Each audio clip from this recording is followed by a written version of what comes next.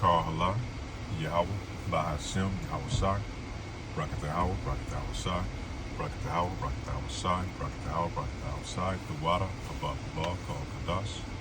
I'd like to give double honors to the elders and apostles of Great Millstone that teach us truth, 100% truth. Do a quick impromptu in transit, not meant to be long. Talking about Israel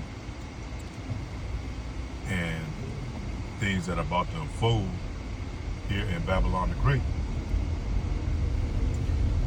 And we see all the prophecies are jumping off. Everything is pretty much to the head right now. Before it goes on to the next phase, there's going to have to be a Jacob's trouble, and there's going to have to be some type of insurrection so they can bring in or instigate the MOTB. And we're right at that edge, man. I think everything is pretty much on the table. All it needs one thing to set it off, and there's going to be major insurrection, you know. People standing up, fighting against one another. That scripture tells us it's going to be Egyptians against Egyptians. That means you Babylonians here in America are going to be fighting against one another for provisions, for food, for resources, man. In order to instigate or bring in that system, they're going to have to quell the chaos. And how are they going to do that? Like one of the brothers just said, I watched this video, we're going to have checkpoints in order for you Jakes to be able to come and eat, to transition into that new technocracy society or that digital system. You're going to have to receive the mark, man. You're going to have to take that digital ball either in your hand or your forehead in order to be able to buy or sell, in order to be able to exist in the society that's pretty much enveloped that's going to envelop the whole world. They're going to do away with the monetary money system, man.